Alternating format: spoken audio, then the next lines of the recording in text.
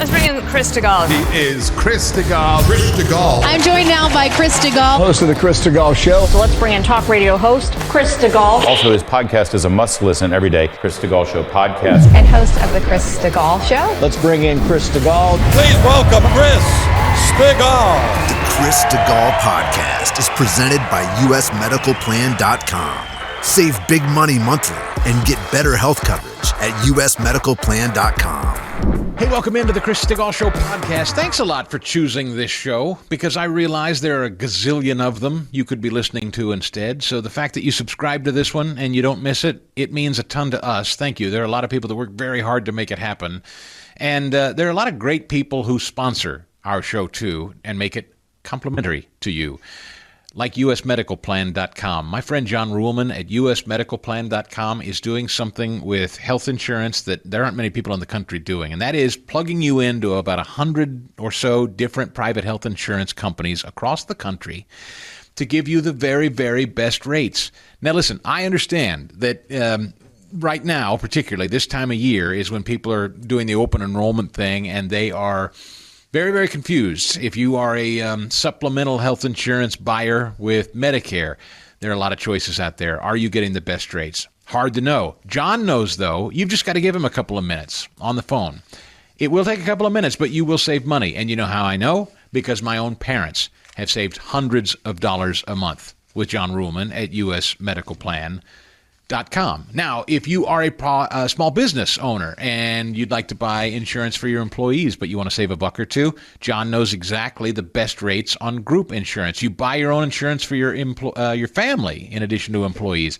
Same deal. John's got the best rates. Do you know I have a friend who just got Cobra through John and saved about $600 a month versus what she was being offered through her former employer. John knows how to save you money and keep you covered in health insurance, but you've got to make the call. 877-410-4321. 877-410-4321 or usmedicalplan.com.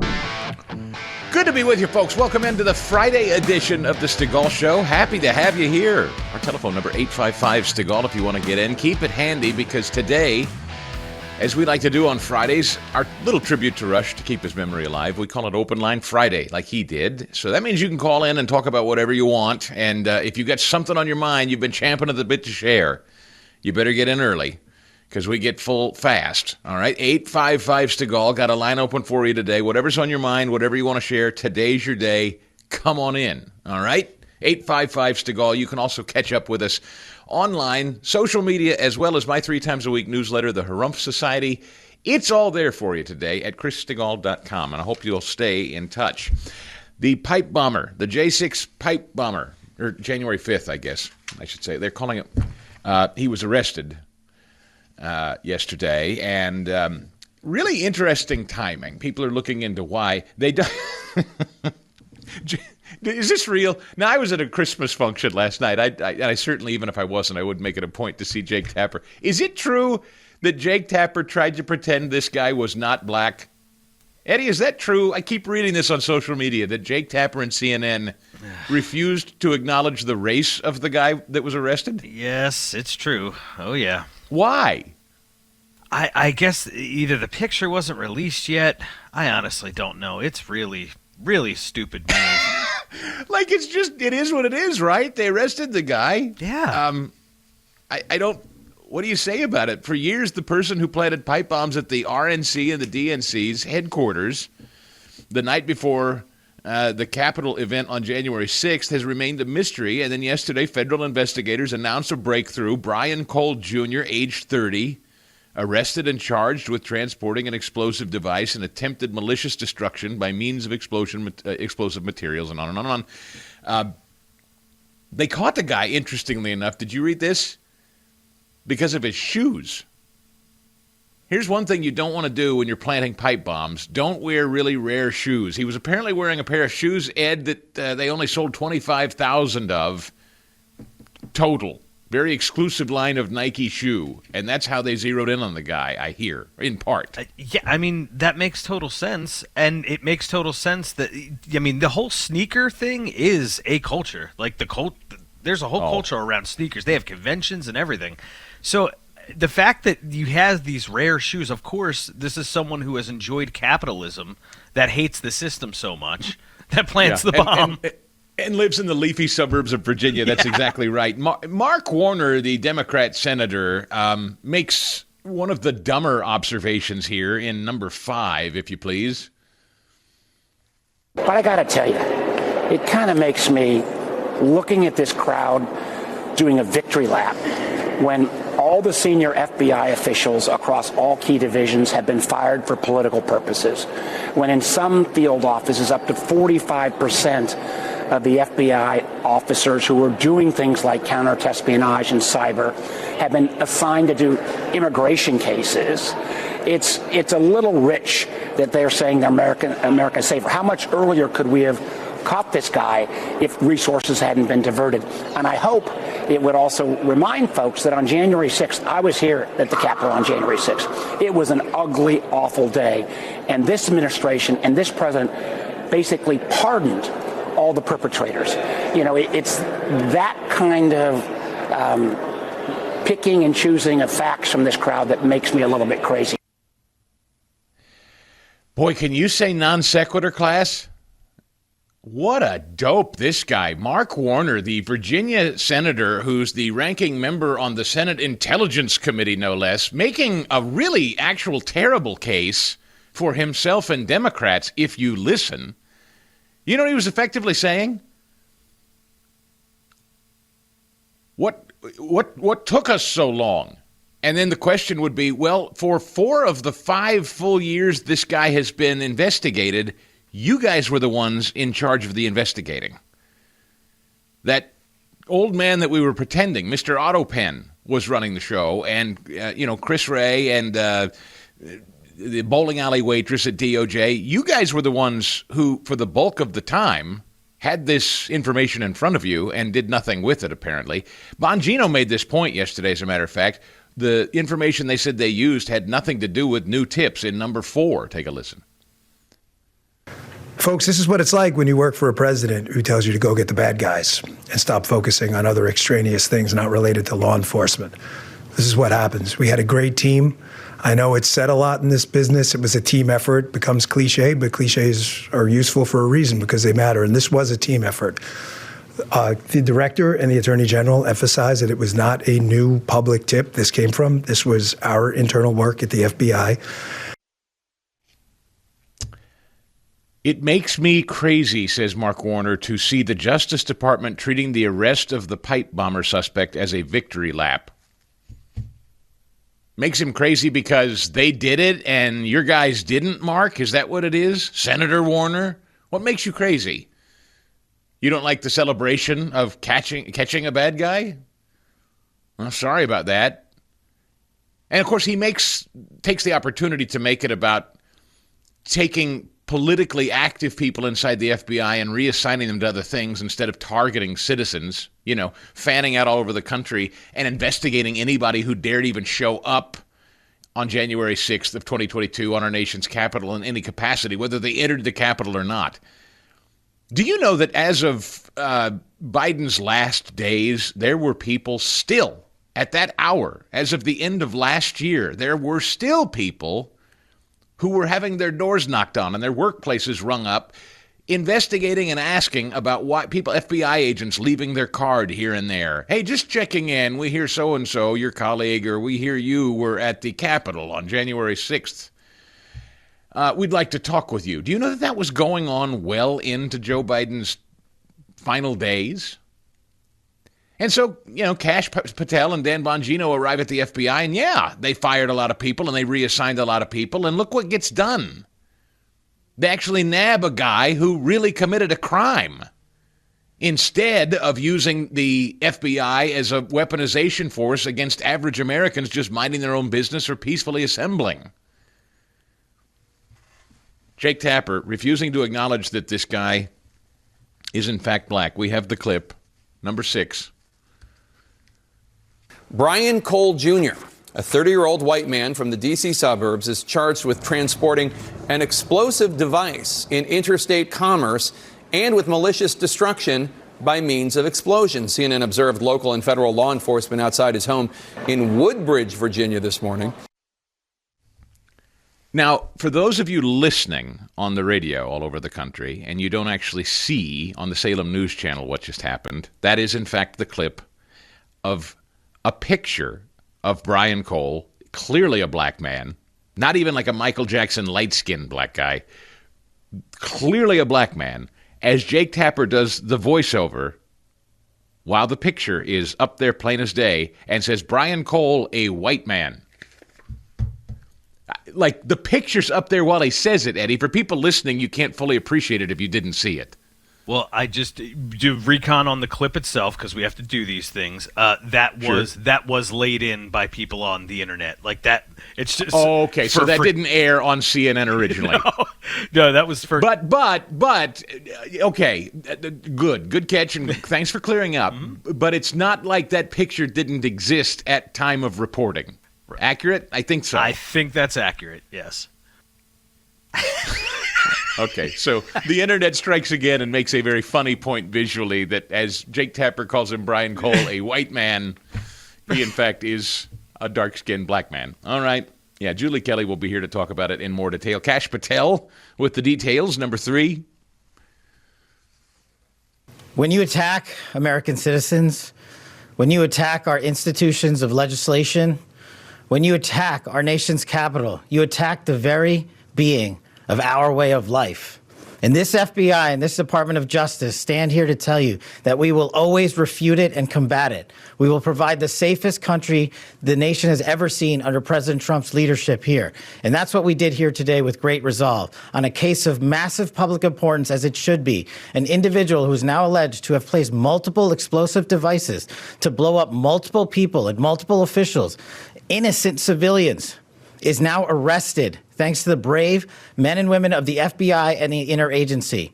I want to take a moment to thank the Metropolitan Police Department, the United States Capitol Police, our brave prosecutors, the Department of Justice, and our leader, Attorney General Pam Bondi, and U.S. Attorney Janine Pirro, whose relentless work on this case made this possible. As the Attorney General said, we did not discover any new information.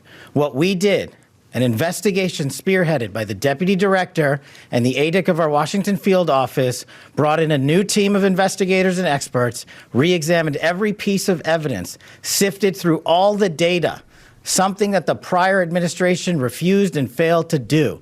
As a result of that, we generated numerous investigative leads, executed multiple legal process with our U.S. attorney partners, and came to this conclusion today. And that is why we were able to safely secure this individual into custody. Right, and that's Kash Patel laying out the facts that all we did is bring in a fresh set of eyes and we got the job done. And of course, guys like Mark Warner are ticked off about it. It makes them look like jackasses who have wasted time. Good to be with you, and a Merry Christmas. Open line Friday at 855 Stigall, whatever's on your mind. By the way, Julie Kelly, our great friend who does wonderful investigative work, she picks up on this Cole arrest on a couple of points particularly. She says, look, Chris Wray then and Merrick Garland, who were running the FBI, clearly sat on information. Why did that happen? She's not particularly impressed with the arrest of the guy and that he was pretty feckless in what he attempted to do anyway. She said nobody's any safer because of it. She's pretty steely-eyed on this stuff, and while she's been an ally of Dan Bongino and Cash's and even the Attorney General Pam Bondi, she didn't seem, I don't know, Ed, would you call Julie Kelly impressed with this yesterday? I didn't feel like she didn't seem very impressed with the presser. No. That was my takeaway. And I trust her analysis, so that's why we're inviting her on today, because I want to hear her kind of steely-eyed analysis of what it is. It didn't seem like, she wasn't like beating up on Bongino and Patel, but she didn't seem overly impressed by the arrest. No, and I totally understand it. This is something that she has been covering and following from the very beginning. It was misreported on pretty recently. I'm not going to call out another outlet, but let's just say it was a pretty public blunder on the J6 pipe bombing. So there's a lot of misinformation out there. There's a lot of, not to sound like a leftist, but there's a lot of news to be found here, and I don't know that there's any kind of closure other than, hey, we got him, yay! Mm-hmm. So I get it. And that's the problem. You when you come out after years of mystery around something and just say, well, that's that. of course, it never satisfies, and but that's where we are. Oh, by the way, the Turning Point people, while we're on it, the Turning Point people have finally called Candace's bluff and said, all right, lady, you've been over there chirping and chirping and chirping on your show. You talk to us anytime, anywhere about your assertions that we inside the organization murdered Charlie or some such. And by the way, every time you try to summarize what Candace says, I always get Candace fans who tell me, that's not what she said. I know. I couldn't do whole shows on what Candace said. It's, well, never mind. You can read transcripts if you'd like, but the clip is circling of her regularly saying, anytime, anywhere, Turning Point people, I'm ready. You call me up, let's go. I'll come to you, you come to me, we'll sit down, we're going to talk, we're going to hash this out. And the Turning Point people, God bless them, have been under siege now by this woman for weeks. And they've tried to keep their heads down while grieving. Erica Kirk grieving her husband. Many people who worked closely with him grieving personally as friends. And then an institution led by a guy who now is trying to figure out their way forward. I can't imagine how disruptive that must be. I mean, the only thing I can closely liken it to is when our dear friend Dennis Prager had an accident that has rendered him immobile, at least for now, and to lose a titan in our Salem media family, one of the staples and anchors of our network, to just his voice suddenly kind of taken out of the mix, and all of us trying to figure out how you go forward with that. That's organizationally, that's devastating, and Dennis is still with us, amen. Charlie's gone. And so imagine that within just weeks of trying to process all this, one of the most high-profile media figures out there starts lobbing bomb after bomb after bomb that people inside the organization were part of Charlie's death. And I'm not really sure how I could process that, to be honest with you, and I'm not really sure I care to try to understand it. I went through this yesterday, and you're welcome to go listen to the show. There's an audience for that, though. There's a healthy audience for it. There is, and that's the thing. As long as people keep watching it, as long as people keep clicking, buying, supporting, Chris, why would you stop doing it if it's working? If you're her, and so it's anytime, any place, Turning Point people, I'll debate you. So finally the Turning Point people said, all right, Candace, all right, fine. Come here this date, this time. And surprise, surprise, she's humming. Well, I can't possibly. I'm a mother and I can't. Well, we'll maybe have to later. Okay. So no surprise, she's not interested in anytime, any place. Great to be back with Congressman Jim Jordan. How are you, sir? Good, Chris. Good to be with you, man. So this is one of those times of the year where frankly, a lot doesn't happen on Capitol Hill. It's kind of known as sort of Christmas season. Everything's just kind of grinding to a halt. Do you feel that's a fair characterization of what's going on? We're trying to get a bill done this week that we think will help the situation in college sports. We're trying to do some things in the healthcare area that will actually bring down premiums versus what the Democrats want to do, which is just another subsidy. Extend this expansion of the Obamacare subsidies to insurance companies makes no sense to me. Subsidies never bring down costs. Yeah. In fact, they typically drive up costs. Choice and competition bring down costs, and that's what we want a bill in the healthcare area, that health savings accounts, association health plans, ability to purchase insurance across state lines, all those things that create more choice, more competition, and bring down costs. That's what we want versus more subsidies into a system that just has all kinds of fraud. Congressman, wasn't Obamacare always designed to be about this day where people became dependent? Great point. They became dependent on this thing that was affordable to them, but really isn't affordable to the system. No, right. And I feel like it was always to get to a single payer, which we're opposed to, but it was always to get to this, as you said, to this point. Where it appears like you're taking something away when in fact that's not true, actually. And I think the frustration level of, because so much government involvement in healthcare that doesn't allow choice and competition, you drive up the cost, where so many American families are just ready to throw their hands up. Yes. It's like, I can't take it anymore, Yes. And so the frustration level, I think, is almost by design as well, it seems. Because remember what they told us. You like your plan, you can keep your plan. You like your doctor, you can keep your doctor, and premiums will go down. Yeah. Well, those are three lies, because 15 years later, none of that's worked. And the cost of everything has gone up. Yeah, Nothing in medicine's gotten cheaper. And they want to just like keep throwing more taxpayer money at it. Like, no, that's not. And a system where we know there's a ton of fraud. Yes. So I think our approach and choice and competition is much better. Do you hear this argument about affordability? I mean, whether it's real or whether it's perceived, that is the word of the day. It is. And I continue to hear people say, particularly online, whether it's real or perceived, young people are starting to gravitate toward the AOC Mandami attitude of socialism because they feel like the system's broken and what the heck, let's give it a try. Are you hearing that? And what do you say to push back? A little, and I do think there's some frustration. You're a young family, you're looking to purchase that first home. Because Joe Biden and the Democrats spent so much and had this record levels of inflation over the last 4 years, even though President Trump and Republicans have brought that down significantly. Look at the gas prices today, as an example. Even though we brought that down significantly, things still cost a lot.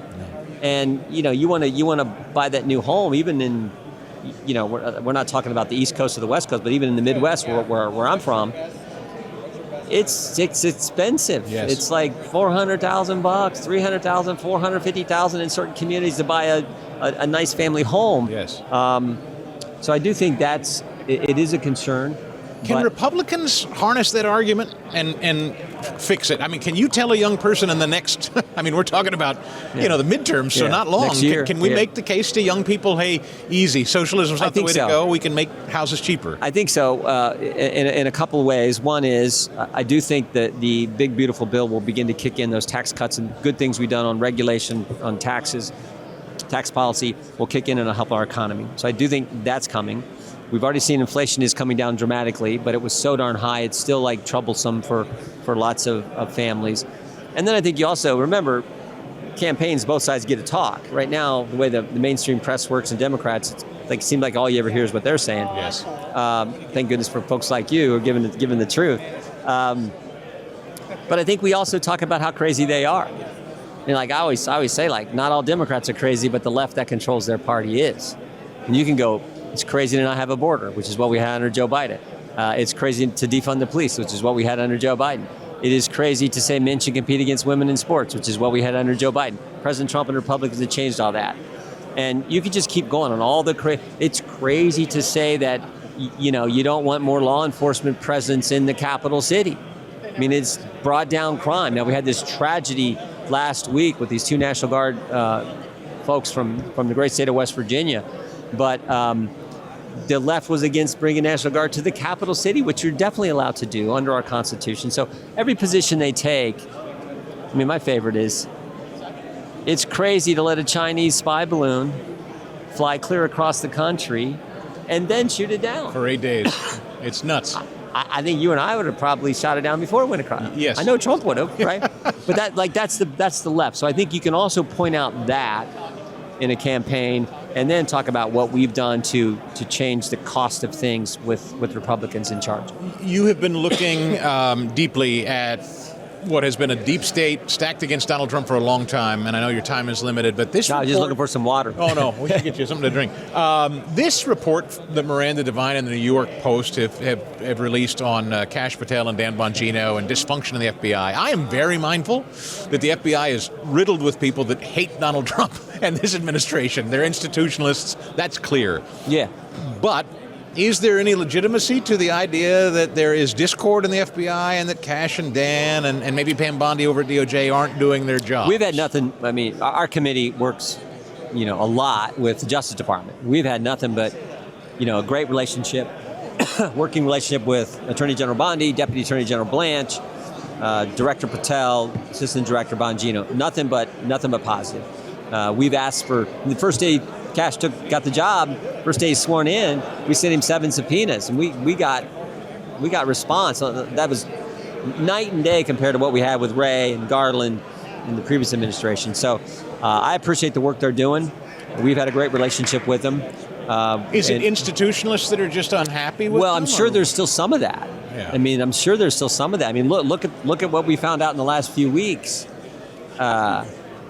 The Arctic Frost investigation, the Jack Smith special counsel were surveilling members of Congress. And we just found out a week and a half ago that they went and got my phone records for a 2.5-year time period. Stunning. They know who you're calling, who's calling you, when you called them, how long the call lasted, and if you initiated the call, where you were at when you did so. That is crazy.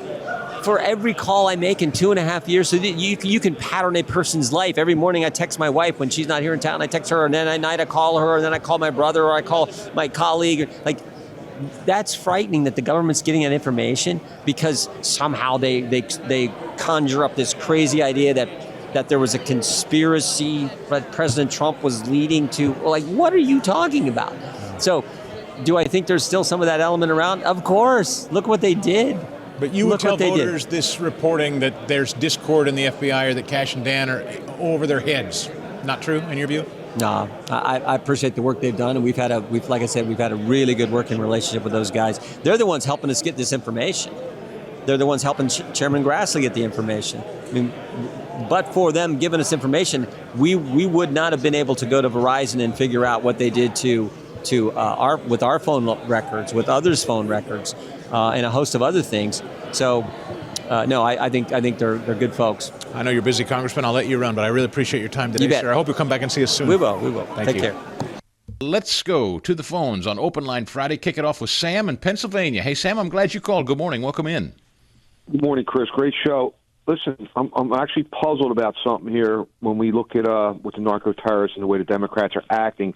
The other day I saw Trump. He was on US 1, and he got asked a question. He responded with fentanyl overdoses are down 20%.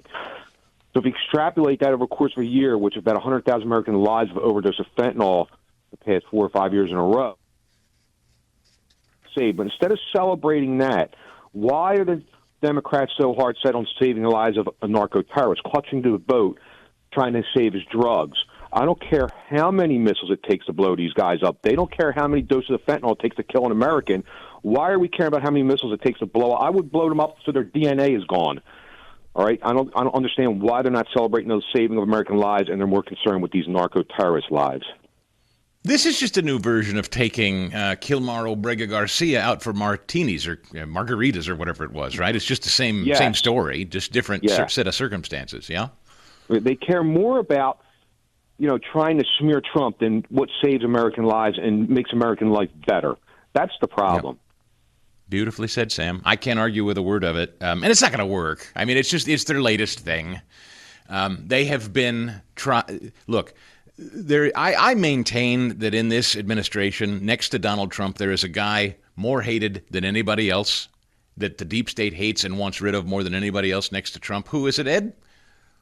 In his cabinet. It is the next closest to Trump, in my opinion, that people want rid of the fastest in institutional Washington. Who is he? Oh, Pete Hegseth. Yeah. Yes. That's exactly right. Let's go to Randy in Knoxville on that point, as a matter of fact. Hey, Randy, good morning. Good morning, Chris. Yeah, the thing with defending Hegseth, I'm MAGA, Chris. I love Donald Trump, voted for him every time. But being conservative, I feel that we have to tell the truth. And I'm not playing games or being cute, with the Inspector General of the Pentagon saying, hey, he put our troops, our flyers at risk by making the stupid mistake of getting on that Signal app and saying what time our flyers would be over target. Now, this thing, they want to attack them. Oh, let's be truthful because we're conservatives. He put those guys at risk, and it was dumb. I think he's just kind of cocky and stupid. But any commander that did that, Chris, he'd lose his job because that puts those flyers at risk. And he's so cocky that he made that joke. How was that made public? Do you know how that was made public? Yeah, on an unsecured app called Signal. Yeah, but do you know whose responsibility that was for that going public and who was included in that conversation to make it go public? Was it Pete Hegseth? Well, in the chain of No, it wasn't. The answer is no. The answer is no, Randy. So I get it. You want to fire Pete Hegseth? Fine. Make the case and fire Pete Hegseth. I'm not there. I don't agree. Mike Walls was removed from his position because Mike Walls is the guy that brought in the reporter on the Signal app chat. Should Pete Hegseth have not used Signal app? Okay, fine. Okay, fine. Is Pete Hegseth perfect? No. The previous defense secretary literally left his post for whole weeks for a cancer surgery and told no one, including the commander-in-chief. I have very little time for the pile-on. I really do. Okay, so they shouldn't have been communicating on Signal. Okay, I stipulate it. Do I think Pete Hegseth is now null and void and should be fired and tossed to the side? I don't. The institution of Washington, D.C. hates Pete Hegseth. And because of that, because I know the institutional reforms that he is implementing at the Pentagon, because the media hates him so much and wants rid of him, I'm inclined to stand with him. Unless you can provide me a substantial case that he's bad at his job, which, okay, judgment call, communicating. He's a media guy who came in, used Signal to communicate. You say they shouldn't have been communicating on Signal. I'll hear that. That's fine. But if we're going to start firing people on the margins for nitpicking and whatnot, then, okay, the list is going to get long fast. That's all I'll say about that. Excellence in dentistry. That's what you're going to get at Williamsburg Dental. My friend Bob Spinato is back on the phone. He's in Broomall, just off the Blue Route. And with 2 new associates, now you can expand and offer more hours, maybe evening hours, possibly weekends, Bob. Yeah, one of the things that I told them from early on when they started with me was the value of not only their own time, but other people's times. And they run on a similar schedule that I do. If you've got a 1 o'clock appointment, you're in their chair at 1 o'clock. And it's something that across the board at Williamsburg Dental, we really pride ourselves on, whether it's an appointment with the hygienist or whether it's an appointment with one of our doctors.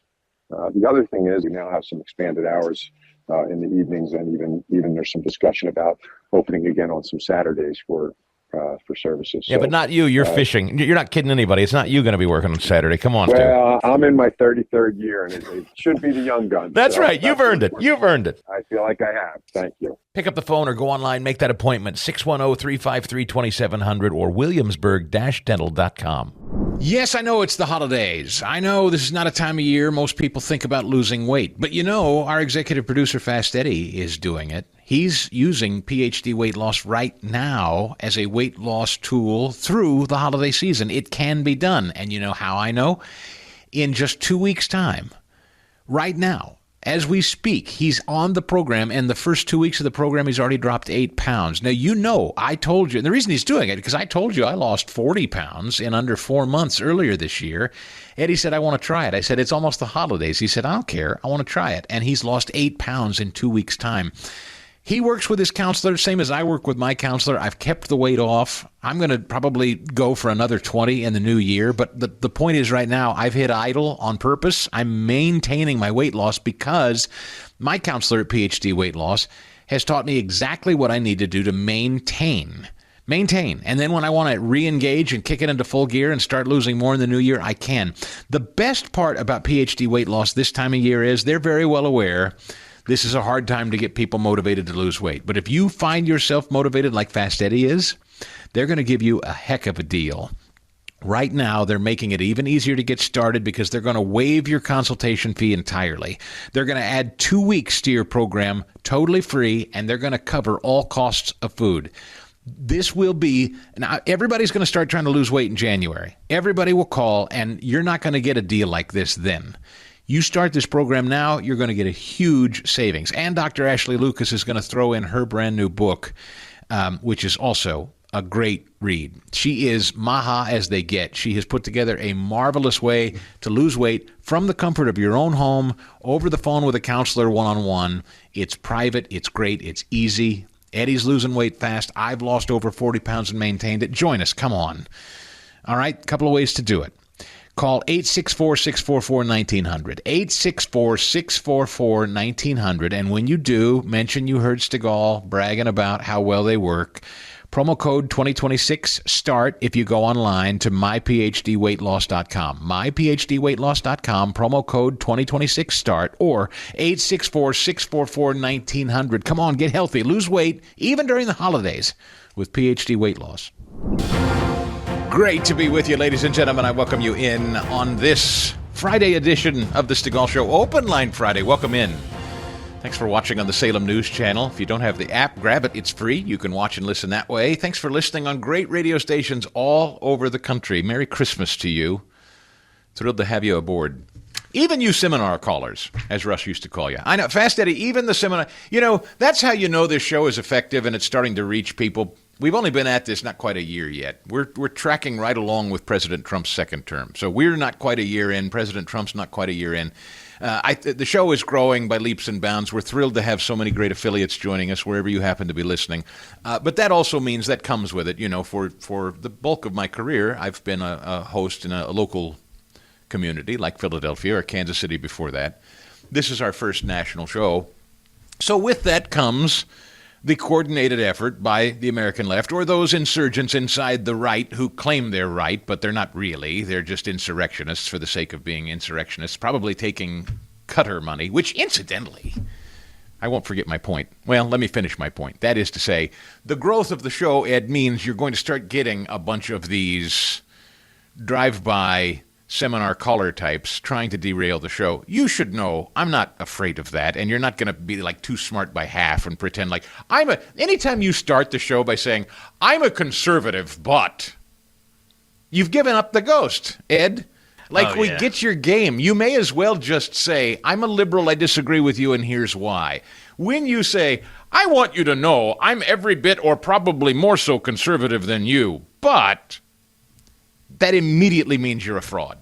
I'm glad, though, we had so much practice. Chris, I don't even remember, leading up to election 2024 last year, oh my gosh, I've never had so many seminar callers in my life. I remember it was like week after week, name after name. Yes. So we had a lot of practice at this.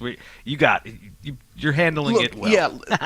Well, it's darkness does not like the light, and people who tell the truth and are transparent and lay it out there for the folks to decide, and you're smart, you don't need me telling you what to think. They don't like it. And the agenda is real. It is very, very real, and I'm sorry to say it is not, as we've discussed on the show, it is not coming just from the traditional left. I'll tell you something. The more I'm reading about this Doha Forum, should just call it the Doe Forum. The money that is being spent bringing in supposedly American media conservatives and pundits and media outlets, there's an awful lot of this Doha money in Qatar slushing around out there. We haven't gotten the invitation. I'd tell you if we did. And by the way, I'd cash the check too, Ed. But I'm not getting any of this chic money from Doha. How come? Why aren't we on the payroll? I don't know. It's Christmas time. Don't they know that? I know they don't care that it's Christmas, but for us, it's like, hey, why aren't we invited? Let's go. Do you care? I mean, this is I try awfully hard not to make this about personalities, because when you do, inevitably, that's where they would love the conversation to go, and I really don't want to continue to feed it. But is it of interest, should it be of interest to you, if you listen to a show with regularity that you find out is on the take and getting money to go speak at a forum in Doha, Qatar? Like, does that matter to you? And I'm not even saying it's nefarious necessarily. But if I told you I'm getting paid to go speak, I don't know, in Moscow, or I'm getting paid to go speak in Bahrain, or I'm getting paid to go speak in Tokyo, do you care? Would that be of interest to you as a regular consumer of a show? It would, because, obviously every listener, every viewer has their thoughts on the issues, but if you were skewing a certain way or just showing, I'm just going to say, like, remember Tucker the first time he went to Russia, at like the little vignettes he was doing, then that would kind of explain some of that more. So, yes, I do think we should know that information. The forum's speakers include Qatari Prime Minister, and other. But anyway, I started hearing yesterday about this forum that CNN is set to sponsor, which means it's costing them money they don't have, quite frankly. They're actually going to fund it. I'm sure they're being paid by the Qatari government. But there are other speakers whose names you know, and I just think I think it's important people disclose that sort of thing. I'm trying to think of times that I've been paid to speak somewhere. And it's always been like rubber chicken dinners for Republican fundraisers. It's never been anything. I can't think of a single time that I've been invited to speak anywhere and been compensated in some way for it, either through a meal or a hotel room, or usually I do it for nothing because I feel silly taking money. I just don't, it feels weird to me. But when I have, it's always been a Republican or a conservative function. And it's generally, I can't think of a time that I haven't come on the air, Ed, and told you where I was last night when speaking. True? No, you're absolutely true, and I'll give you a great example of that. 2022, we had a very heated primary in Pennsylvania between Dr. Oz, Dave McCormick, and Kathy Barnett. And, yes, like you were, all three of these voters were in our audience at the time. And they were mad at one another. Boy, they didn't like one another.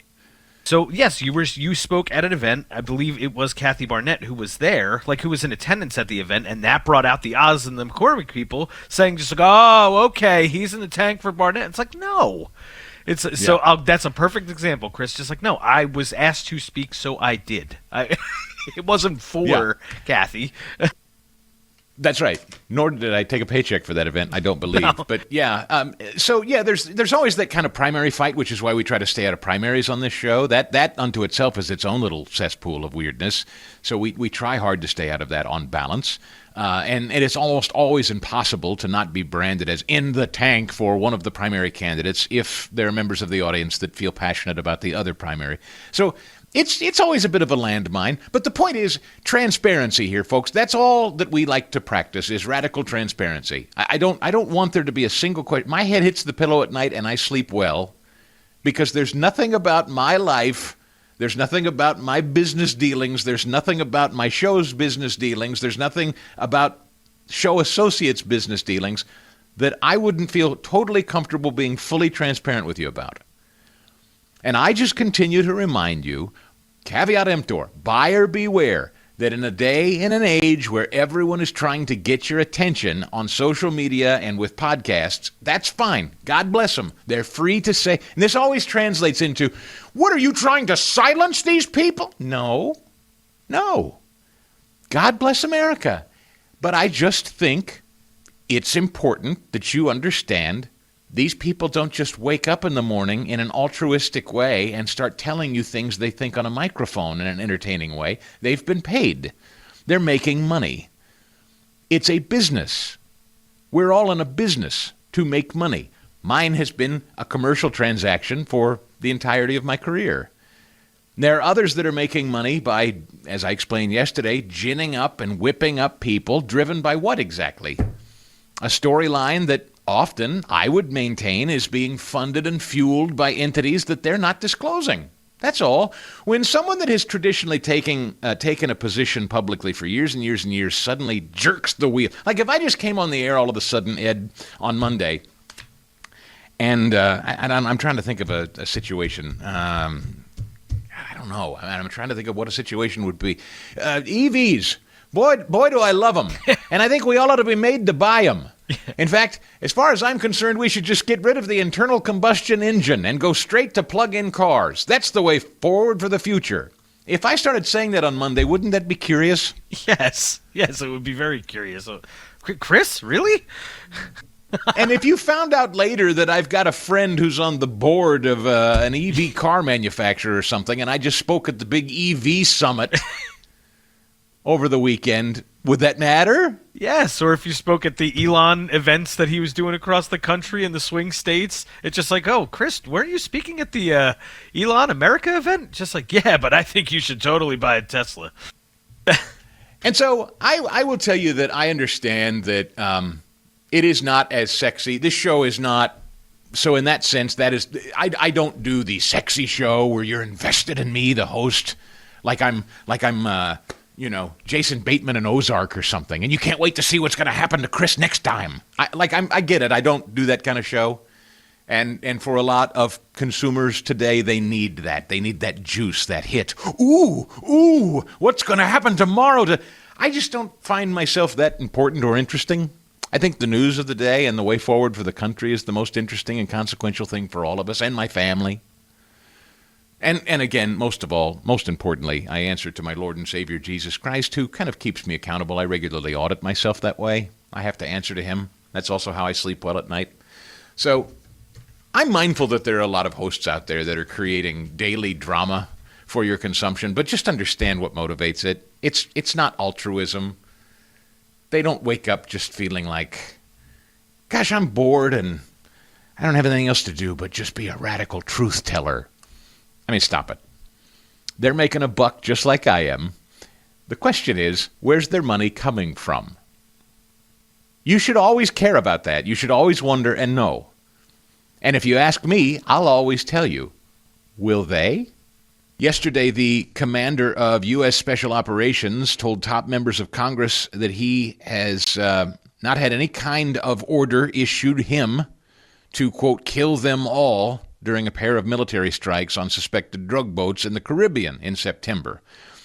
Admiral Frank Bradley and the Air Force General Dan Kane, chairman of the Joint Chiefs, briefed Republican and Democrat leaders yesterday in what's being called a double-tap missile strike. Tom Cotton, Arkansas Republican and chairman of the Senate Select Committee on Intelligence, told reporters that he left the classified briefing that Bradley was very clear that he was given no such order to give no quarter or to kill them all.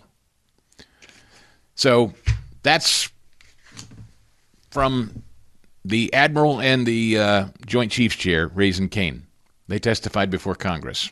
So I guess if you want to call them liars, have at it. But that pretty much exonerates Pete Hegseth and any suggestion that he ordered a second shot. A lot of you want to talk about this. Bill's in Tennessee, for instance. He's got this on his mind this morning on Open Line Friday. Bill, I'm glad you called. Good morning. What do you think about it? Good morning. Good morning. I love your show. Listen to you every morning. Thank you. After World War I, chemical warfare was banned by the entire world because of the severity of the chemicals. And today we are losing 100,000 of our citizens through chemicals, fentanyl. Couldn't we use that ban to go after Maduro?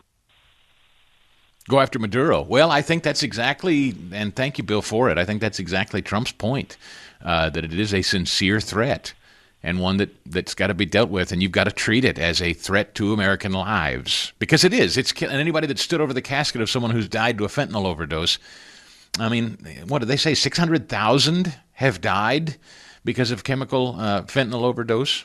It's stunning. Art is in Oregon on Open Line Friday. Hey, Art, I'm glad you called. Good morning. Chris, Merry Christmas, my brother. And let me tell you one thing. You are very popular in the state of Oregon with all the stuff you're doing. But the reason I called this morning is I wanted to break news on your show. Next week, the Oregon Republican Party is going to be filing an ethics complaint against the worst governor in the whole country, Tina Kotak. And so she's going to give a run for Walz's money, huh? Oh, hey, let me tell you, Chris, he's in Minnesota, so he gets more attention. But Tina Kotak is the worst governor. You know, she's ranked 49th, Chris. And we're doing so much, the Republican Party is doing so much to mitigate her garbage. Like, okay. Well, listen, when that happens, Art, I want you to call me back and update me, but you heard it here first. Art says the Republican Party of Oregon is going after their governor next week. It's in the air, these corrupt Democrat governors getting their just desserts. Good to be back with our friend, Congressman Scott Perry of Pennsylvania's 10th Congressional District. We were just on Capitol Hill this week, Congressman, talking with a lot of your colleagues, part of the Republican Study Committee. Weren't able to make contact with you, unfortunately. I know you're busy, but it's always good to have you here. Good morning. Yeah, I need to give you my personal number. I'm disappointed I didn't get to see you while you were in town. You guys are torn. I know you've got lots of places to be, and so there were a ton of members that came through. By the way, you're part of that study committee, I think, aren't you? No, to me it became too much of an arm of leadership. So when they took it over years ago, I bailed out, and we started the Freedom Caucus instead. So with all due respect, interesting. So is it considered a like a rival? I don't know. It's a rival. That's not the word. But how do you describe that then? I describe that as a way to get some conservative stuff on your resume without having to be conservative.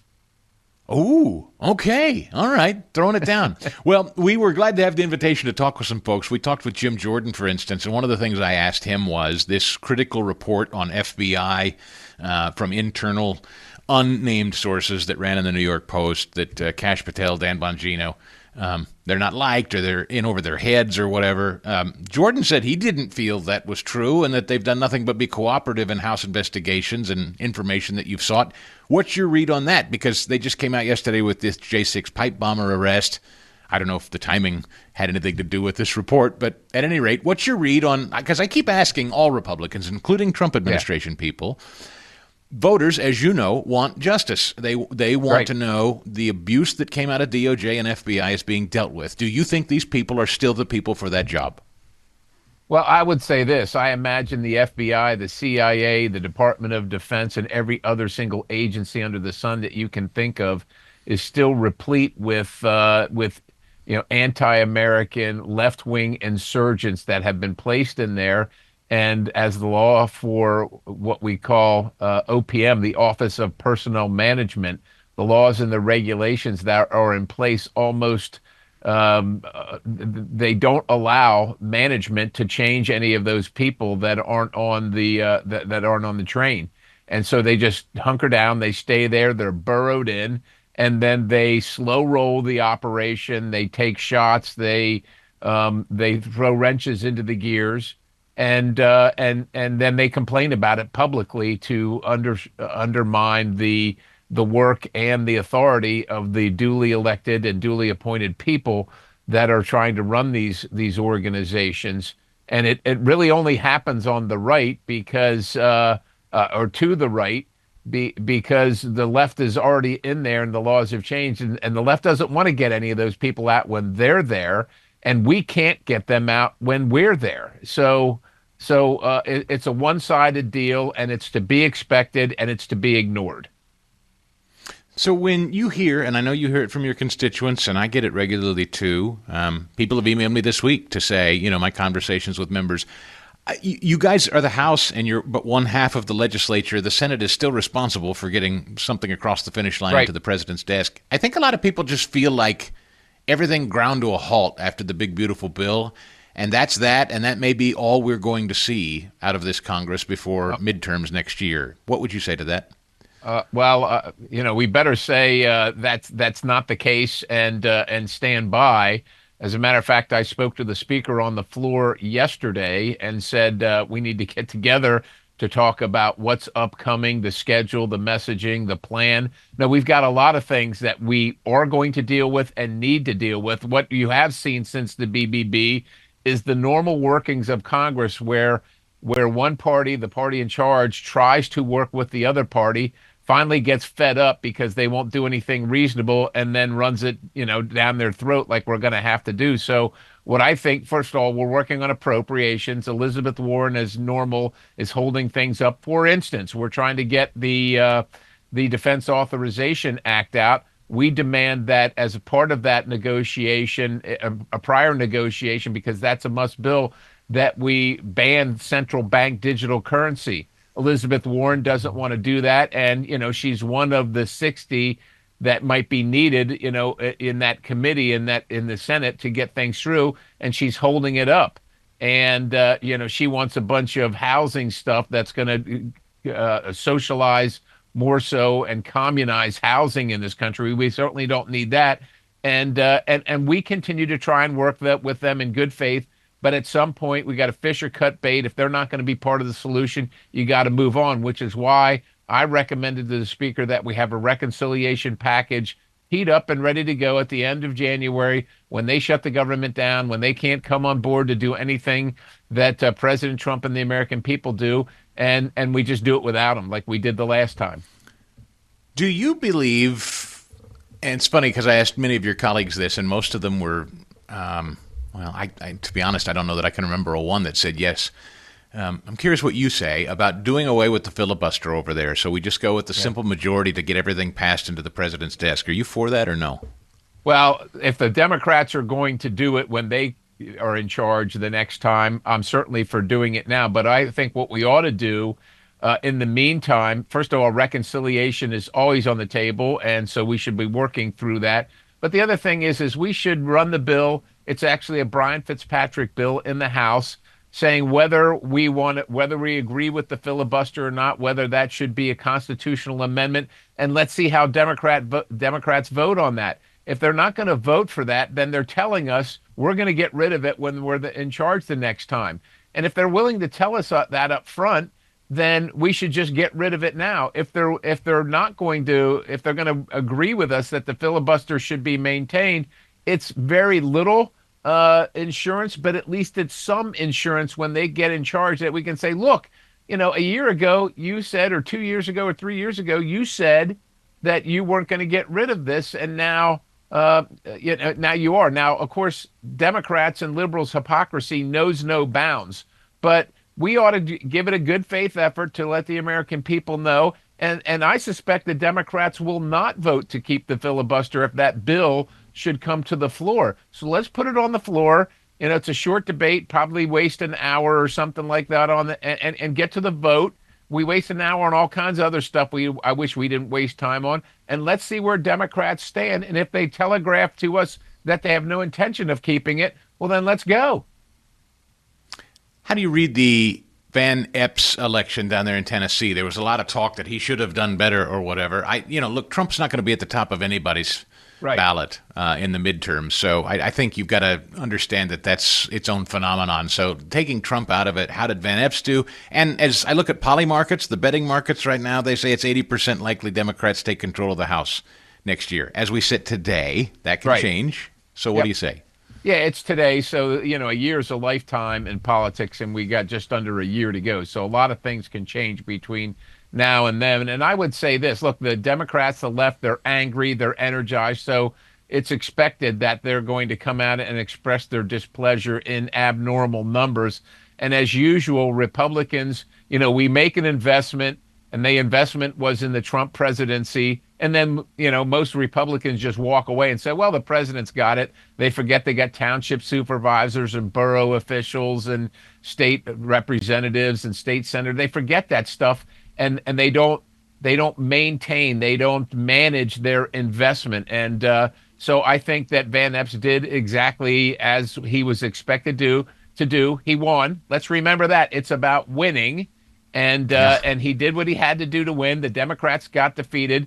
They sent a crazy left-wing nut job out there, and I'm glad they did that because we want them to continue to tell us who they are. But the bottom line is it's a win. It's not an L. And quit trying to parse, this many points or that narrative or what have you. He won where he should have won. The Democrats lost, and they should have lost because they're terrible. And that's the end of the story. And let's go fight it out in the midterms, which we all know are going to be tough. And go win that now, too. So, I hope they come up with more candidates like that. I got about a minute or so left here, Congressman, but the House Committee on Oversight and Government Reform is now looking at Tim Walz pretty solidly. We saw Tom Emmer from Minnesota. He was about as fired up about Walz as I've ever heard him fired up. He gave us an earful about Walz. What do you think the federal government's role in dealing with Walz and this fraud in Minnesota is exactly? Well, it is fraud, and if the governor was complicit in it, knew about it, and turned away from it, and didn't do something about it, that's a crime. Maybe not of commission, but it's certainly a crime of omission. And remember, this is federal taxpayer dollars, and this is one of the things that we complain about. Those of us that wish we quit bankrupting the country, the federal government provides the states all this money, and they do whatever they want with it, and they're irresponsible with it. Now, it's one thing to be irresponsible just because you don't know better or you're busy with other things, but it's another thing to be negligent and fraudulent by design because you are buying votes, which is also a claim often made and potentially, at least in this case, looks like it might be justified. And if that is the case, then as Democrats would often say, nobody is above the law. Scott Perry, the 10th Congressional District of Pennsylvania is what he represents. Congressman, always a pleasure to catch up with you. I wish you a Merry Christmas. Thanks for being a part of the show this year. Look forward to talking to you in the new year. Great to be with you, Chris. Merry Christmas. God bless you. And I love the Open Line Friday and the tribute to Rush. We sure do miss him. But God bless you. Stigall picked up the baton and is running down the track with it. We appreciate you.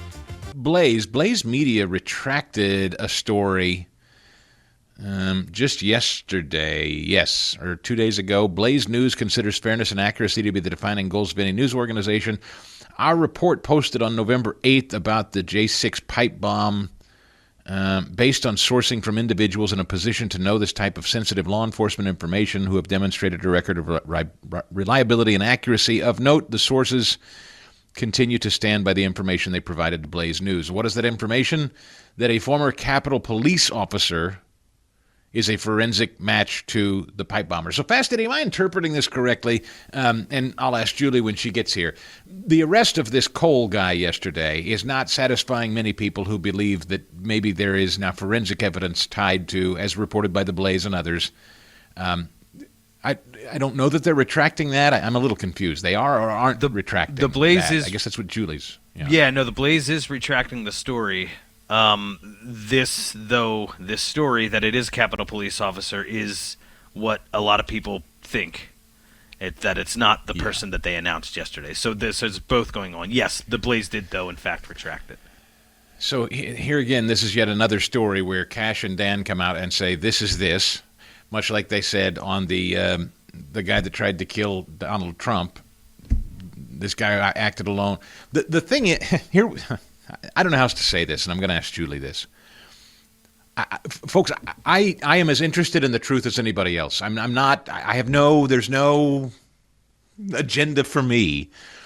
If Cash and Dan end up being the biggest deep state shills ever, I'll hear it. Somebody make the case. I don't have any evidence to believe that's true at the moment.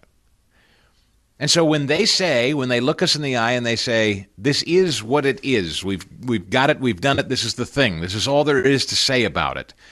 And then people outside the FBI who aren't them say, yeah, but what about all these things we've been saying for the last 4 years? What about that, huh? There's this new thing out there. It's a new metric, and there are some hosts that are engaged in it too. I get to come up with anything I like as a thesis.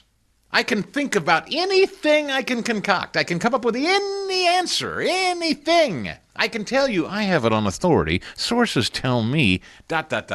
Whatever the subject is. From the assassination attempt on Donald Trump to the J6 pipe bomber to Charlie Kirk's murder. I can come up with any theory and say I think it's so. And hammer it and hammer it and hammer it. And as I said, there will be an audience for it. And after 4 years of telling an audience that, and then the FBI, led by Cash and Dan, come out and say, we got the guy, the end. That's it. There's nothing more to say. People go, but for 4 years we had a storyline that was not substantiated, is what you had. And so, look, we're in an era where nobody trusts institutions anymore, Ed. What do you do with it? I don't know. I don't know what you do with it. And I'm not defending institutions because Lord knows we were all victims of it, my family included. Institutions raped this country, really, and we're all dealing with it, the emotional trauma of institutions letting us down. And so 77 million people elected Donald Trump, and Donald Trump installed these people in these institutions to try to course correct. And now many of the people that say they voted for Donald Trump say, I don't trust the people Trump put in place to correct these institutions. Ed, what do you do with that? Because I'm not smart enough to know what to say about it. No, Chris, I just think it's the Wild West. I don't know what you do about that because I don't know if you're able to save it anymore.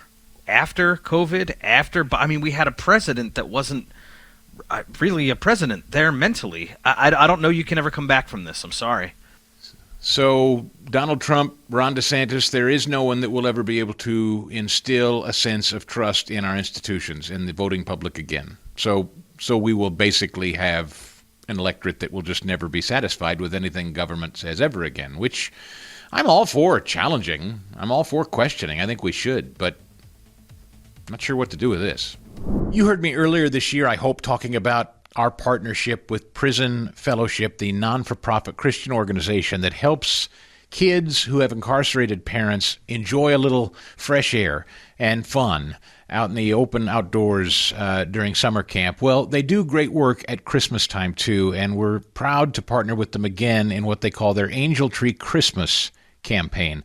You know, there are thousands of kids all over the country through no fault of their own, who see one or maybe even both of their parents incarcerated this time of year. And what a tough thing that is. You know, a child should be enjoying the Christmas season, and with something that heavy in their home, it's often difficult to do. What I love about Prison Fellowship is, and what is so cool about what Angel Tree does, they take a $30 donation that you give, and they can turn that into a gift for a young person who may be struggling this Christmas. And best of all, it's not just a gift. It's a handwritten note from their parent who happens to be incarcerated. And most importantly, the gospel message. They hear the truth of Jesus this time of year. That's a $30 gift from you to a child who could really use some joy this Christmas. So I hope you'll join me, and there are a couple of ways to do it. If this is something that's important to you or interesting to you, or you think, you know, I've been blessed, I'd like to be a blessing. $30 gets it done for one child. $150, you've impacted 5 kids and their Christmas with a handwritten note from their parents, as well as the gospel message of Jesus. It's one of the most important things we do all year, as far as I'm concerned, here on the show. And you can get involved by going to chrisstigall.com and click on the banner at the top of my page, chrisstigall.com. Click on the banner and give whatever you feel you can. Or you can call today at 888-206-2794. That's 888-206-2794, and give what you can to the Angel Tree Christmas campaign with our friends at Prison Fellowship. MyPillow is excited to announce they're having their biggest 3-in-1 sale ever, with a limited edition product, a back-in-stock special, and a closeout deal you're not going to find anywhere else. MyPillow bed sheets, only $29.88, any color, any style, and any size, even the king size. Regularly priced at $119.98, now only $29.88. Once they're gone, though, they're gone for good. My Towels are finally back in stock, but not for long. Get a 6-piece My Towel set, regularly priced at $69.98, now only $39.98. And for the first time, and the only time, get their limited edition premium My Pillows made with Giza cotton and a designer gusset. Queens starting at $17.98, kings at $19.98. And for a limited time, when you order over $100, you'll receive free shipping plus $100 in free digital gifts. 800-932-5056, promo code Chris, or use that promo code at mypillow.com, promo code Chris. Hey there, Merry Christmas, and welcome in to this Friday edition of the Stigall Show. Open Line Friday. Got one open for you. Better jump on it, because it's going to fill up fast. This hour, we are going to talk with Julie Kelly, one of our great friends who has been deeply involved in investigating all things surrounding January 6th of 2021, the pipe bomber that has now been arrested, and her questions that still surround this story. I also, because I know she happens to be friendly with, personal friends with, at least professionally, with guys like Dan Bongino and Kash Patel. She hears the attack lines, and she's also very, very curious. And she's not so loyal to someone that she's not unwilling to question them, and she has questions still surrounding the story. So we're going to welcome her on and try to get to the bottom of what it is she's thinking, and if she thinks the criticism inside the FBI is legit. Because look, if you don't do the reforms inside DOJ and FBI, you got nothing. I maintained, and I said over and over and over again before the election of 2024 and Donald Trump, if the raid of his home, his near murder, all of the lawfare waged against him, if that was allowed to stand, we lost the country. That was my thesis. That was my operating, motivating factor in all that I talked about in 2024. The country's gone if Donald Trump is allowed to be vanquished by the system. And we, the voters, triumphed over that system. And so now you would expect and hope that people have been involved and injected into the system that will reform it and not allow it to be weaponized again. And I have no way of knowing, because I'm not close enough to anyone inside government. I have professional friendships with some of them, but I have no working knowledge of their day-to-day affairs or whether they're actually doing reforms or not. I don't know. There are many people that are highly suspicious that they are not. I'll hear it, but I'm not sure what to do with it, because if you don't believe these people are sincere and earnest and going to work to clean messes up, I don't see any evidence that they're not. But if, in fact, that's true, then I'm not really sure what we have here, what we're talking about. It seems to me then you just kind of wave the white flag, hand the keys to the Democrats, and we just sit on the sidelines for the rest of our lives. I don't think that's President Trump's point of view. I know it's not. And I don't think President Trump is shy about dispatching with people he thinks are doing a bad job. I think he's been pretty clear about that. So my default position until I'm shown evidence otherwise is I trust Trump and I trust his judgment. It's not been a calendar year yet. And I think good things are on the way in 2026. 855 Stigall is our telephone number if you'd like to be a part of the show today. Some from the culture stack that interests me. Chatbot Jesus. Have you heard of this? We talked about AI and people turning to AI for their Bible studies and whatnot. Does that give you pause? Does it make you nervous? If you're somebody who is regularly in worship, you regularly spend time in the Word, maybe you're a pastor, or how would you feel if you went to your service on Sunday, Pastor Eddie, and the priest was delivering a message that was completely generated by AI? If I told you that was true, what would you say about that?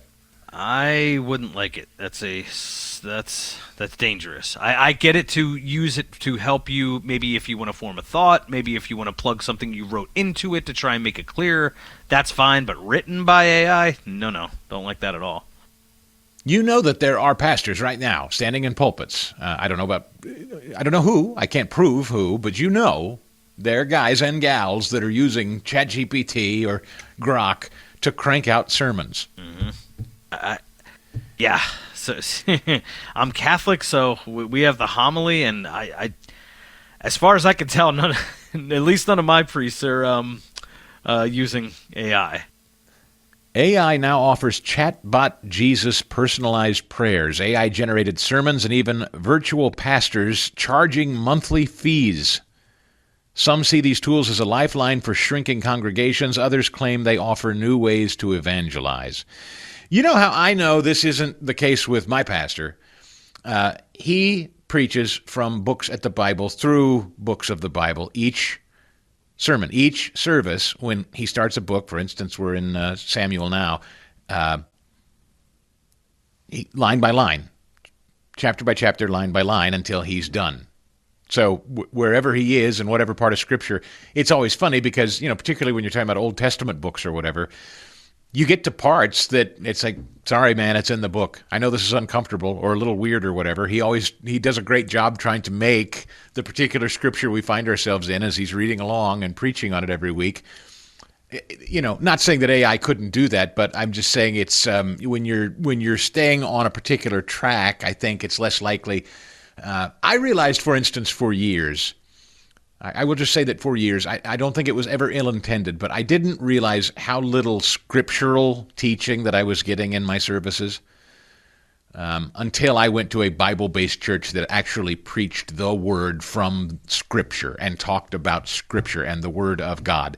And if your church leadership, whoever they are in that pulpit, isn't doing that, that's a red flag. And I will tell you that for years, what I got were effectively Oprah, Tony Robbins, happy talk with maybe a jumping off line of Scripture. And that's different. So when you walk out feeling, that was such a nice message. But if you actually ask yourself, how much of it was related to the Word of God in Scripture? And if I'm to be honest with myself, most of my life, most of the sermons I sat through were not of Scripture. They were the opinion of the person in the pulpit. And this is why in 2025, with the advent of AI, Chatbot Jesus, and other things like this, technology itself, they write at the Blaze, not holy nor wicked. The printing press, radio, live streaming, Bible apps, all have served ministry. AI that organizes calendars, translates languages, or answers simple questions is just another tool. The trouble begins when technology imitates divinity. An app that invites people to, quote, talk with Jesus steps into territory Scripture reserves for the living God alone. Chatbot cannot make that claim. And, by the way, when you lean into Chatbot and say, hey, tell me about this book of Job, AI, spit that out and tell me what Job's all about. You don't read that for yourself, you're in danger. you got to spend time with that stuff yourself. And if AI is kind of letting it, teaching you, doing miniature Sunday schools, that's dangerous territory in my view. But I just wanted to call your attention to that.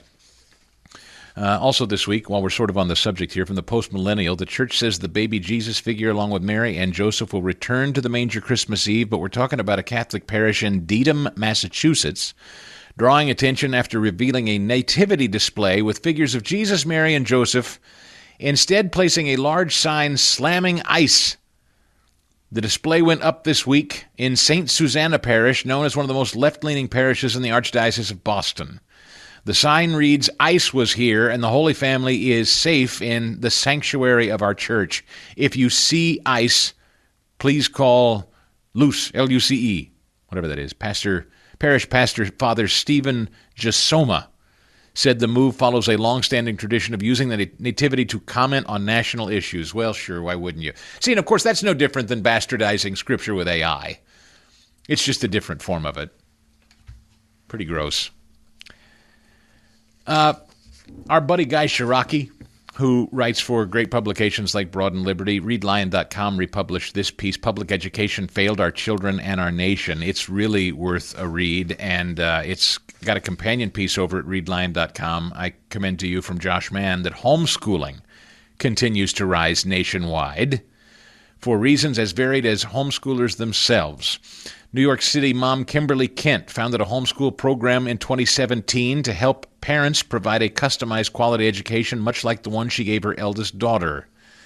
Kent continues to homeschool her youngest child after successfully graduating Samantha and 5 other children.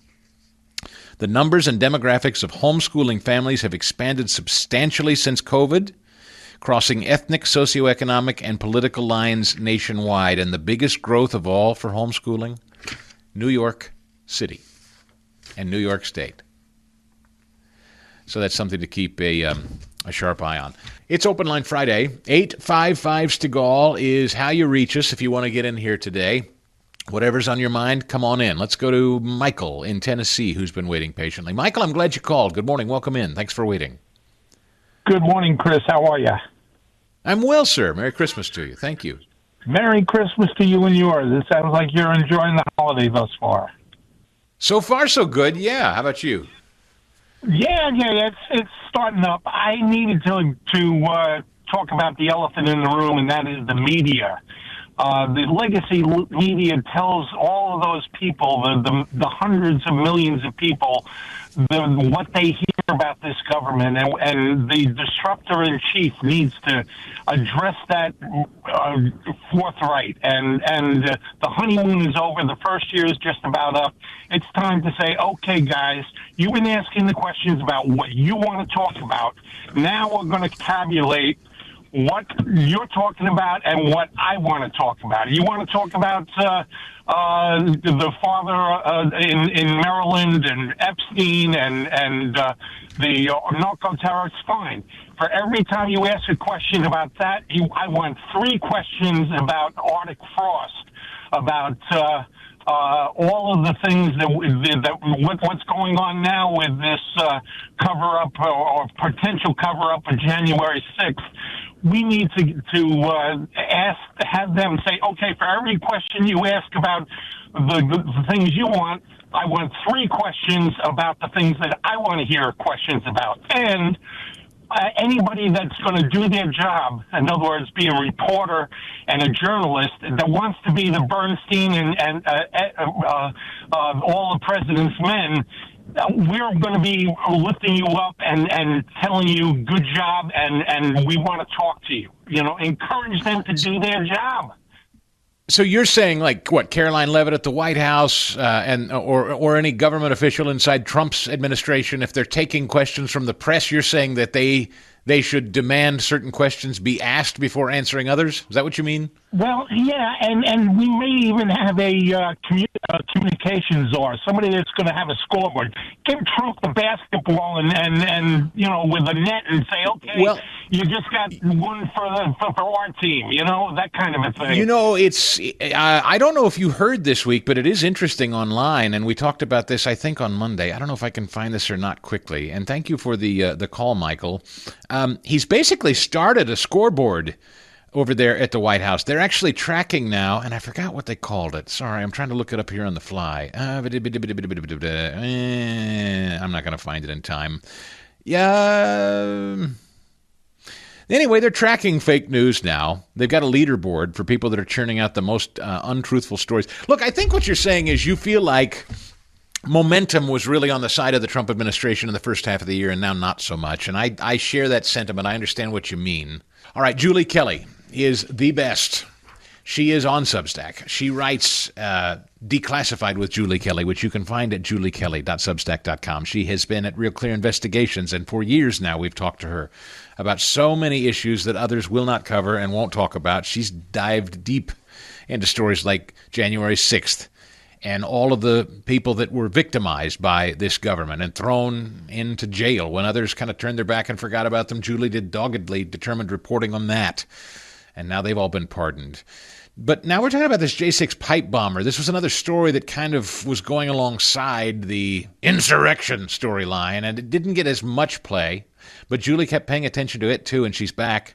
And Julie, my interpretation of your comments on X are, as much as I know you do like, and I think still trust and believe in Kash Patel and Dan Bongino, you sound like maybe you're still not satisfied with what they uncovered yesterday at the press conference. Good morning. Good morning, Chris. Thanks for having me on, as always. And I am so grateful for your coverage of my work over the past several years, really, when, to your point, no one would cover, no one would touch January 6th, especially what was happening to these J6ers, but you always did. So I just want to tell you once again how grateful I am for that. Look, I've been covering the pipe bomb story for more than 4 years. I looked back. My first story was October of 2021. This is a key point that really precipitated the events of January 6th, the discovery of those devices around 1240 in front of behind the RNC, and then 105 on January 6th that afternoon. So this really prompted the redirection of law enforcement away from the Capitol to these two locations. It prompted the evacuation of congressional buildings. You had Democratic lawmakers who were posting as the joint session began that day. We're being evacuated. You know, the Trump MAGA people are trying to blow up Washington, et cetera, et cetera. So the idea that the FBI, the Chris Wray FBI, devoted some resources to this early on and then just dropped it, of course, raised all of our suspicions. So I think it's a good development that they announced yesterday the arrest of the suspect, Brian Cole, 30 years old, from Virginia, who apparently was the individual seen the night before, January 5th, between 7:30 and 8:30. He had the hoodie, he had the backpack, he had the Nike Airs, with some unusual type shoe. So they're saying that this is the individual on the recording that night who we have been told planted the devices outside the RNC and DNC and were discovered 17 hours later. So that's all well and good. This is good. It gives us it answers one little piece of the puzzle. However, as I said yesterday morning, it actually raises more questions, and we can get into those a little bit. Yes, just to be clear, there was a retraction by, I know, some outlets like The Blaze. They retracted some initial reporting that maybe a former Capitol police officer was involved with this. There was some DNA there. The Blaze said, nope, upon further review, faulty information or whatever. And I saw you address that on X. What is are you still challenging that or no? Or is that to your satisfaction that's been retracted? This for your listeners, and they're very astute and very informed, so I'm sure most of them saw this Blaze story from a month ago by Steve Baker claiming that this Capitol police officer, female, that they had matched through gait analysis, meaning how this person walks, gait analysis, this female Capitol police officer, and the suspect seen on video on January 5th. It was always a very dubious method that they used. The Blaze never published this gait analysis, who conducted it, what the methodology was in determining this 94% match, they called it. And then you had really bad actors, former FBI disgruntled, former FBI employees and agents who fed more into that story, making it look like what Glenn Beck called it, what he believed was going to be the greatest scandal of our lifetime. And it all fizzled out because this individual, this woman who has lawyered up since then and is, I believe, planning to file a defamation lawsuit. And certainly she got help from the FBI yesterday in that pursuit. So the Blaze ended up retracting this story last night after the arrest of Brian Cole. But this is why people have to be really careful in their reporting on the pipe bomb. And this was very reckless on behalf of the Blaze and Steve Baker and even Glenn Beck in promoting it because it isn't the greatest scandal. They made it sound like this individual planted the pipe bombs. The next day she was seen on camera on recordings shooting pepper balls at American citizens on Capitol grounds, which is really a huge story because that's what was happening. And then she went to go to work for the CIA. And that was supposed to be the big scandal. Well, none of it is true. So this arrest yesterday not only gives us, as I said, a little piece of the puzzle, the pipe bomb puzzle, but also prompted the retraction of this really shoddy article, really bad piece of journalism that nonetheless was believed by millions of people, and now they're going to have to come to terms with the fact it was never true. I know you're busy. Do you have time for one more segment or no? I do. You need to go? I do. Okay. So let me ask you with a couple of minutes remaining in this segment, and then I'm going to ask you some more on the backside of this. What we're finding and what I just said, your reporting has always been very, very focused and careful because no one wants to be sued for getting it wrong, as you just described. But we're in a day and an age where our institutions have failed us and victimized us terribly, run primarily by Democrats. And so people's trust is at an all-time low, if non-existent. And the vacuum of mistrust has been filled with a lot of speculation. Mm-hmm. And now even people that I think we have always trusted to go in and correct these errors, like Kash Patel and Dan Bongino, Donald Trump, Pam Bondi, and the like, now even they are under scrutiny when they come forward and say, we found the guy, we figured it out, and it feels like a lot of their supporters or voters say, we don't believe you. And I don't know what to do with that, Julie. I don't either, but we can talk about it on the other side because obviously that's a loaded question, and I think there's a lot of moving parts to it. So, all right. So I'm happy to... Well, hang on then. Yeah. Thank you, Julie. Well, I want your answer on that when we get back. JulieKelly.substack.com. Read her work there because it's every day, it's constant. And she's a dear friend, someone that I trust, someone, to be perfectly candid, you and I have texted offline, privately, yes, discussing the consternation that has bubbled up inside conservative media and the infighting and the flame-throwing. And it's becoming this whodunit game of Clue inside our own tent. And now it's being directed at people inside the Trump administration. And so you're someone who has carefully analyzed all of this stuff and wanted answers while Biden was pretending to run the show. So what do you make of it not quite a year into the Trump administration? Who do we trust? That's a great question. I trust the president. I will say that. I trust Dan Bongino. This is not a list excluding others. It's just people and individuals. Not that I'm best friends with the president, but I trust him. And obviously, Dan did so much work on both Russiagate, January 6th, the pipe bomb stuff. But I'll tell you, I think the frustration, and I shared a little bit too, watching the press conference yesterday, and you've got, Kash and Dan and Jeanine Pirro at the Department of Justice, in front of the Department of Justice logo. And there's part of you that's like, no, we wanted you guys to burn that place down, right? We don't want that existing anymore.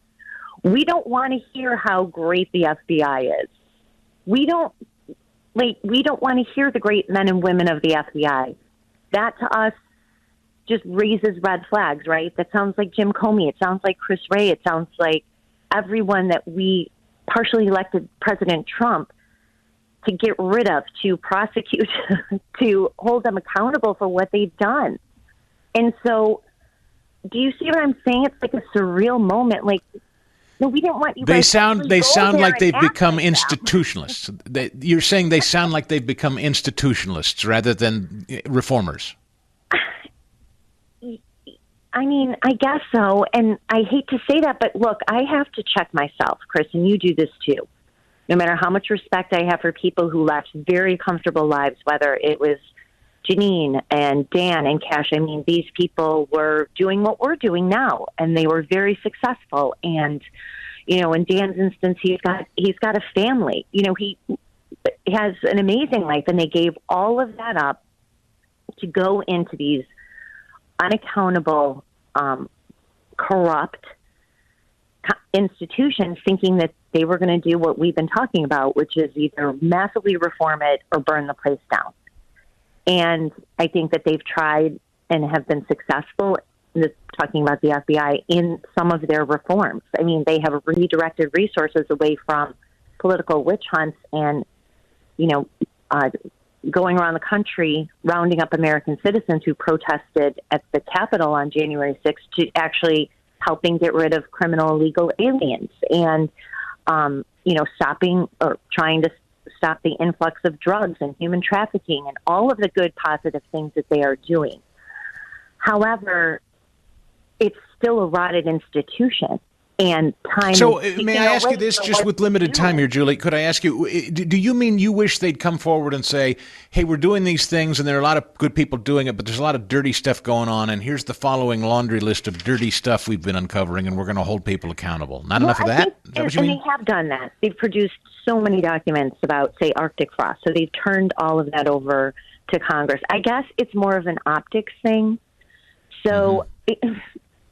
you know, when you're using a jet, and you have to use a jet because you're the FBI director, but when you're using it in a way that maybe it shouldn't be used, or it's creating headlines that are diminishing trust or belief that you're really going to take this agency and make massive reforms, I think that that is rightfully generating consternation among the MAGA base.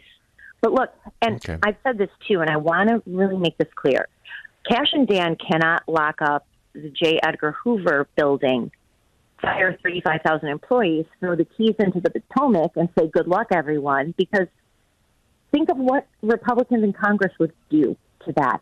There's no appetite among Republicans in Washington. You're right. They have to have the backing of a party that wouldn't back them on that. That's true. Julie, I'm out of show, but if you have time and can, let's do some more next week. I love your work. So that's a wrap for another Chris Stigall Show podcast. Thanks for committing to it, listening to it all the way through. You're a fighter. I like that about you. Hope you'll leave it a 5-star review and a written review. Apple Podcasts, Spotify. We'll see you next time here on the Chris Stigall Show podcast. The Chris Stigall Show podcast.